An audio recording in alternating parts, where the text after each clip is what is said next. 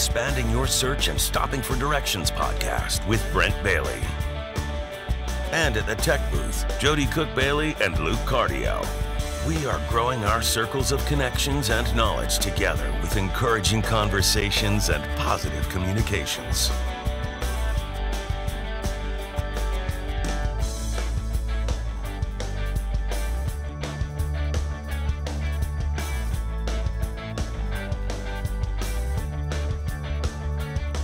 And now, Brent Bailey. It's Friday.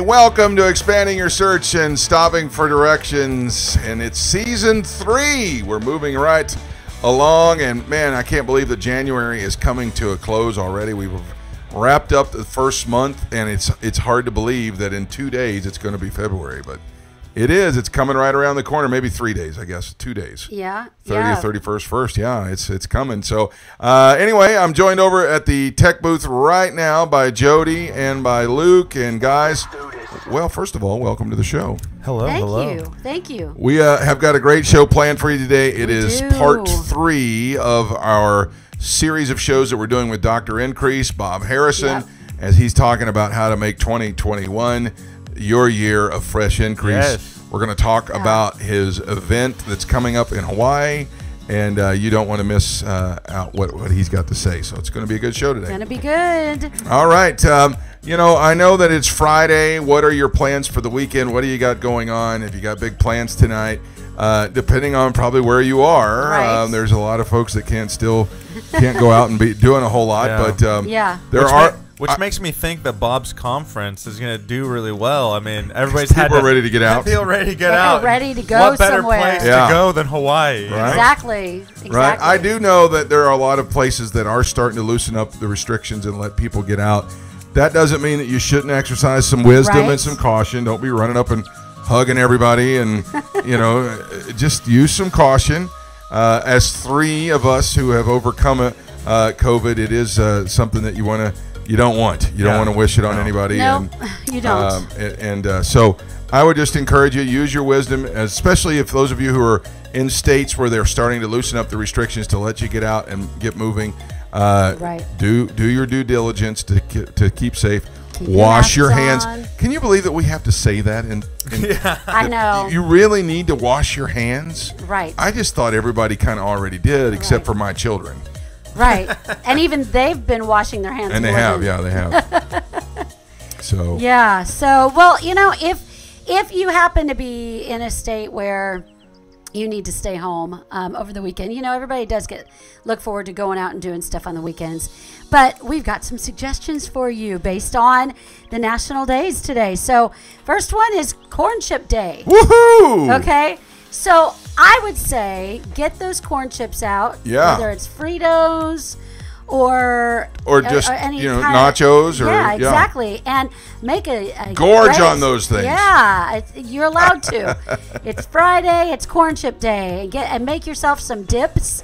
Yeah. Guacamole some Rotels, good stuff. Ooh, yeah, salsa. Yeah, come on, all the way around. Frito chili pie. We had some first. It was the first of the year we had chips and salsa. We did, yeah. First time all year. We've been trying to do low carb. Trying to be good, and then we were just like, hey, tonight let's do it. The wind. And we did. Because that is our go-to junk food is chips and salsa. It's like totally. In our house, it's kryptonite. It really is. It's like if you got that near me, it's like. Yeah, and it'll go quickly. If we're going to be eating it, 2 or 3 bags in our house go pretty fast because, that's better than other stuff. But anyway, let's. So, what are your favorite kind of corn chips? What are they? Let us know right down below in the comments as you're clicking the share button. What is your favorite kind of corn chips? Fritos, Tostitos, generic. Right. Do you have something that's regional, only in your area? Flavored Fritos. Chili. The chili or the ranch or whatever. Yeah. Good. But as you are staying home and partaking in Corn Chip Day, have some family time. Grab a puzzle and start putting a puzzle together. Hey, you make that kind of a face, but we've had many nights where we've done board games. And that's fun. Yes. And we just haven't done puzzles. And there's a reason for that. Because neither one of our kids have the patience to do a puzzle. No. And I don't think you do either. I've worked puzzles before. I mean, sitting on my desk right here, I have a Rubik's Cube. Yeah, exactly. I have a family Rubik's Cube with all of our pictures and stuff on it.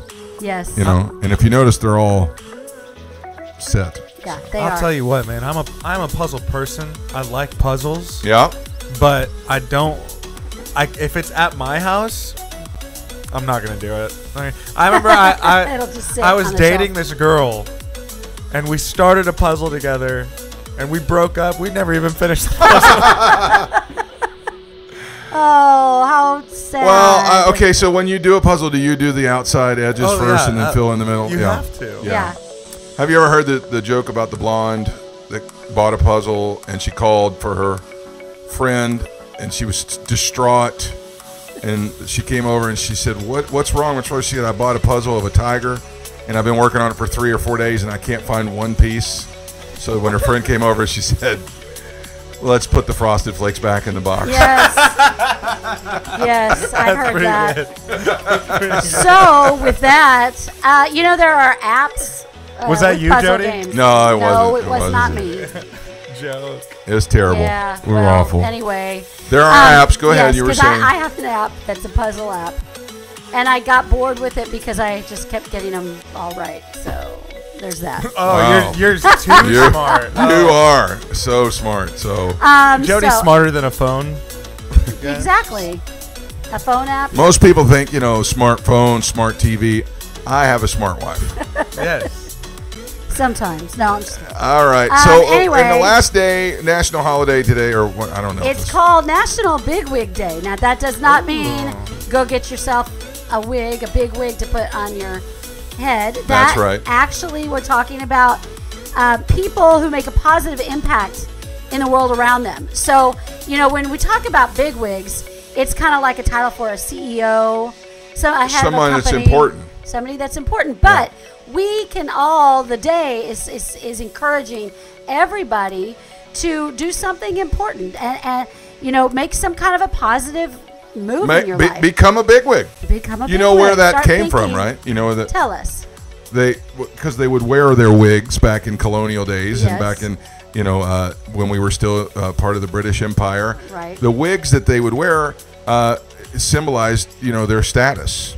So when people had a big one, they were usually wealthy, very influential, Right. because they could spend more money on it. Uh-huh. So that's where the term bigwigs came Got from. it. Well, that's interesting. Influential, lots of resources. The thing about it is most people have more resources than they know. Yeah. And that's what we're trying to help by having people like Dr. Increase on to get you to recognize the resources and the influence that you have on the world around you. So be a bigwig today. Yes. Yes. Get out there and make it happen. Yes. So That's a good one. it is a good one. Yep. All right. So as we go into the weekend, I know I asked, but I want to see it in the comments below. As you're clicking the share button, let us know, what are your plans this weekend? I'm going to go out with my family. I'm going to stay at home. We're going to, have a bonfire, whatever it is Put you're going to do. together Let us puzzles. put together puzzles. Let us know what your plans are for the weekend. And as we start to turn the corner, we're going into February next week. We are. That gets us close to Valentine's Day. Yes, it does. And so Start thinking. Yep, guys. start getting it in And your girls. Yeah, guys, don't just go to Walmart and get a candle. The same day. easy over there. Easy. We'll share that story one day. One day we'll share that story with you. So anyway, listen, we got a great show planned for you today. I am so excited to have had him here for the last two. This one is going to be equally as good because he brings such insight and such wisdom into our lives. And I know that 2020 was such a horrible year for everybody. It's really exciting to have somebody like Dr. Increase here to bring us. I got to meet him because of my lovely wife. She worked for him for years, knew him since she was born, and now he's of course married to Jody's mom. His first wife Cindy passed away from cancer sometime around 2000 and around 2001. And we've been able to be so fortunate to go to his events, to work at his events, and to have that spirit of increase upon us. So let's jump into part 3 today with Dr. Increase as we expand your search.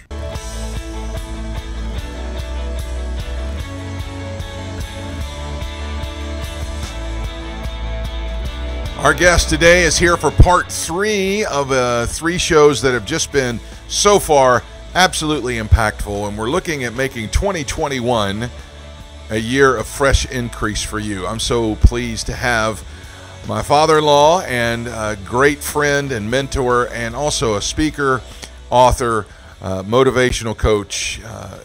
He's just kind of the whole package. And I'd love for you to please welcome for part 3 today, Dr. Increase, Bob Harrison, everybody. Hey, Bob, welcome back.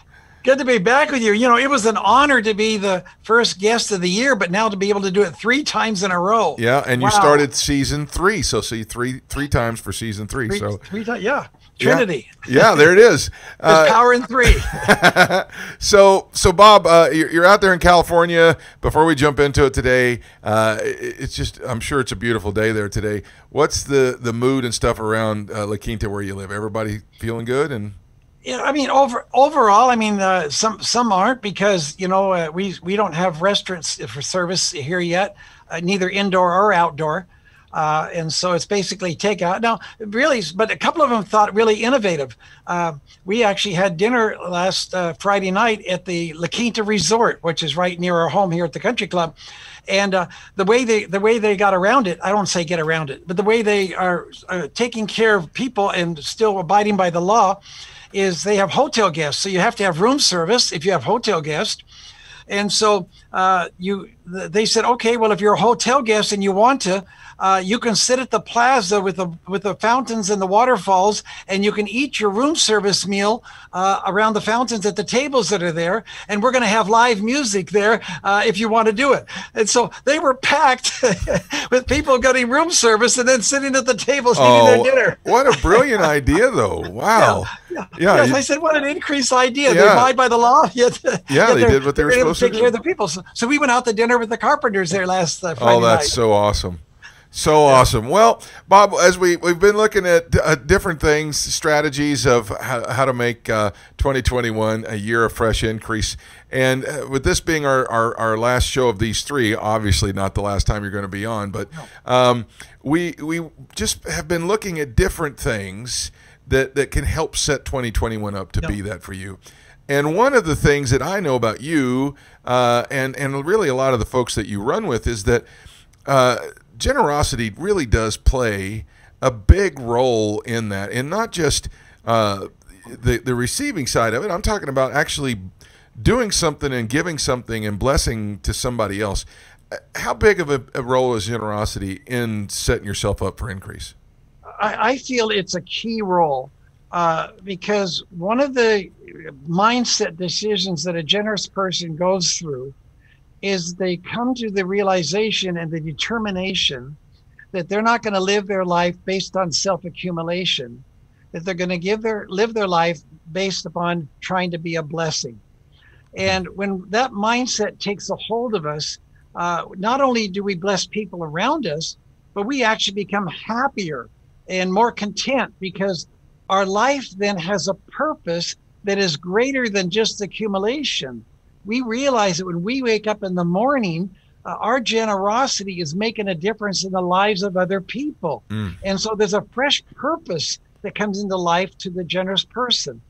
And I think, one of the struggles that people fight is that they think of money from a natural standpoint.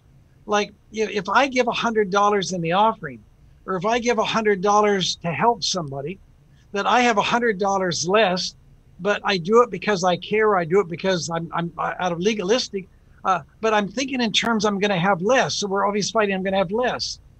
But if we get the thinking of a farmer or a grower, they don't get upset when they put seed in the ground. They say, oh, I have less seed now. What am I going to do? No, they realize that the seed that they place in the ground is going to produce a future harvest that is going to be far greater than the seed they let go of. And I think when a person gets a hold of that, it really enables them to be generous, because they realize part of what I'm letting go of is going to produce a greater harvest in the future. So I'm now letting go of something now so that I can have more in the future. And out of the more in the future, I can be a greater blessing. Now, you say that, and it's not just in theory. This is something that you're walking out, that you said in, I believe it was our first show, that your ministry and the Increase message has actually had the best year it's had, and that's part of the reason. Yeah, it's really, it doesn't make sense, that I've had very few meetings since last March, where we were traveling almost every weekend and doing meetings, and yet our income in our ministry is higher than it was last year. Wow. But it's because our people got a hold of what we're sharing with you, and they stuck with us in support, because they realized that our message was so important, particularly in a negative season. And when things are negative, you need the message of increase even more. Yeah. And they caught that vision. But also it's because we've continued to be givers. And I think that's the key. In life, you do not get what you want. In life, you produce what you are, and you get what you are. And so when I become a generous person, I believe it sets up a law of reciprocal things happening in my life. And so givers become people that are receivers. It's like if I blow out air, fresh air is going to come in. And that's a part of the way I look at money. I don't see that when I give, it causes me to have less. In our teaching, I have this illustration I use, and it's about a couple. They decide to get married. And the reason they get married is that they're in love. So they say, I'm so in love, I give you all my love, honey. And they walk down the aisle and they get married. Well, months later or years later, she says, honey, we're going to have a baby. And he says, oh, that's really exciting. Well, they don't have to have a meeting to decide how much of the love that they have for each other that they're going to give to the baby. When that baby comes, the baby gets all their love, but they still have this love for themselves. The love field gets bigger. Now, if she finds out she's going to have a second child, they don't have to say to the first child, listen, honey, I'm so sorry, but there's another one coming along. So we're going to have to cut your love in half and give half the love to the new baby. No, the love field gets bigger. Both babies get all their love and they have all their love. So I look at money the same way. When I become a giver, my pie's getting bigger and I'm becoming a greater blessing. I'm not living with less. I'm living with more because I'm thinking increase and believing that in my life and with my money. Folks, I've watched Doc do that in numerous places. I know he's gone overseas and ministered to thousands of people there, and really on his own dime, just to be generous with this message. Bob, as people start to maybe grasp that, and that negative impulse comes back, how are you keeping it at bay for all these years when I know that the temptation comes? I got to figure out how to fix this, and we talked about defense, but it's when it comes in a negative way to hold on to everything you have. How do you combat that? Well, I think the key is it's for me it's my belief system now. When something comes to our belief system, it's our operating system. Okay, let's talk about that, because I know that story of how you changed your belief system, but many of my listeners probably don't. Talk just a little bit about that. Well, when I was introduced by a multimillionaire businessman years ago to make the Bible the absolute authority of my life, I began to study the scriptures, and I realized the importance of generosity and giving as part of that. And so I began to write down scriptures, not just on giving, but on increase and abundance and God's blessings on 3x5 cards.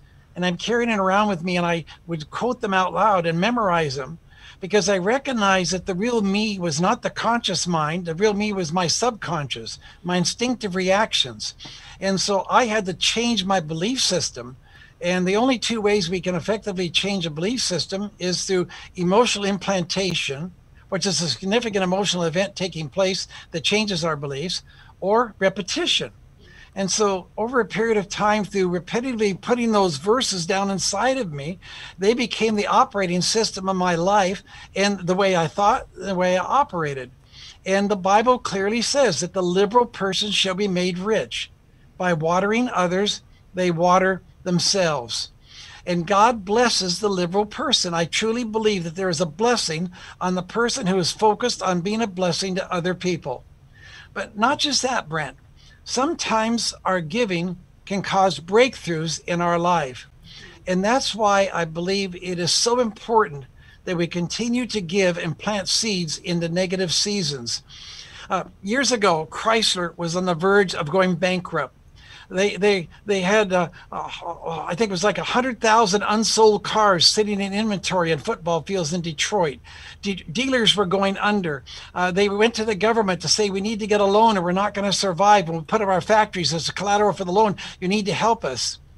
And a reporter interviewed the president of Chrysler at the time, a man named Lee Iacocca. And he said, I see you say you're out of money and you're asking for loans and you're desperate, but we just found out you have $750 million or $250 million, I forget what it was, sitting in a bank account. He said, how can you say you're out of money when you have that money sitting there? He said, that's the money we need to develop a minivan. The minivan is Chrysler's future. And then Lee Iacocca made this statement. He said, if you eat your seed, you have no future. Ooh. And I thought, what a powerful statement from a secular businessman. If you eat your seed, you have no future. So I'm continually planting seed and telling our partners to do the same. But by the same token, sometimes we do something in the giving arena and it causes a breakthrough in our lives. A quick story. Sharon and I decided we wanted to upgrade our Mercedes, and one of our partners was a Mercedes dealer. And he said, if you come to the auction with me next month, Mercedes is selling 350 of their off-lease vehicles, and I'll just buy one for you. So we go up to the auction and we pick out the cars we want to do. There was only like 6 of them that I was going to bid on, low mileage, black, the 500 model, whatever.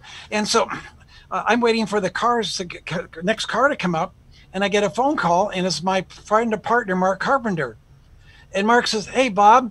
He said, do you have a minute to talk? And I said, yes. He said, I'm getting Linda, that's his wife, a used low mileage Mercedes for a second car. He said, and I found one last night at a dealer here for $73,000. He said, do you think that's a good price?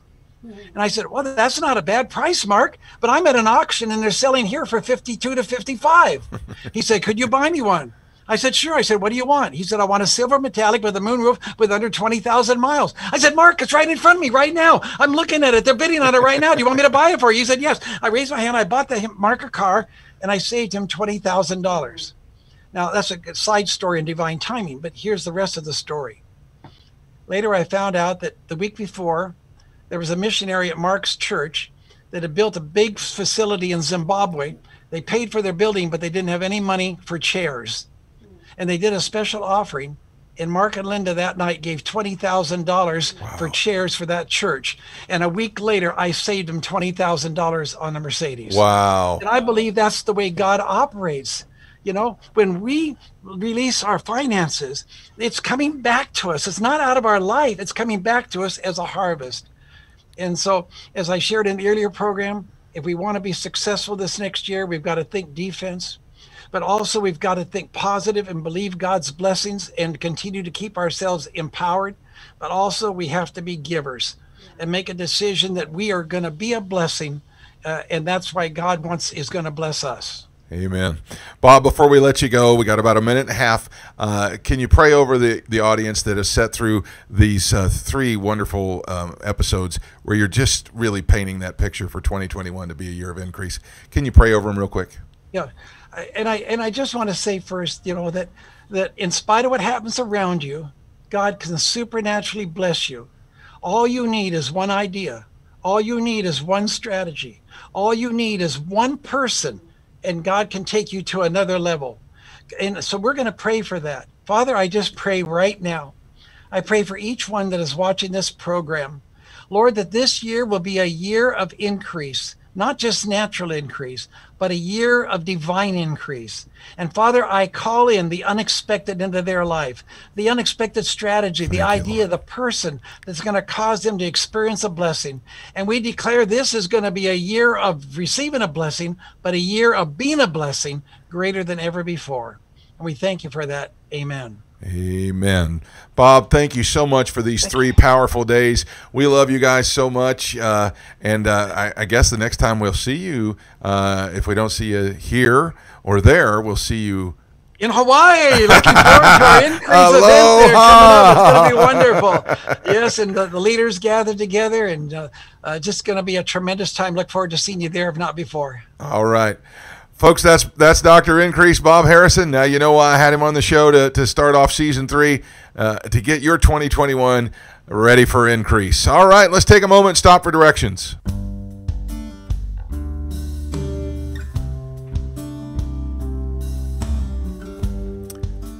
Generosity is something that crosses every socioeconomic line. It crosses every race, every color, every creed, every doctrine, every nationality. Generosity is something that makes a difference in every single person who practices it every time. And you know, it's not because it's an accident, but because the Lord actually designed it that way. He said in Psalms chapter 41, verses 1 through 3, he said, "Blessed is the one who considers the poor. In the day of trouble, the Lord delivers him. The Lord protects him and keeps him alive. He is called blessed in the land. You do not give him up to the will of his enemies. The Lord sustains him upon his sickbed.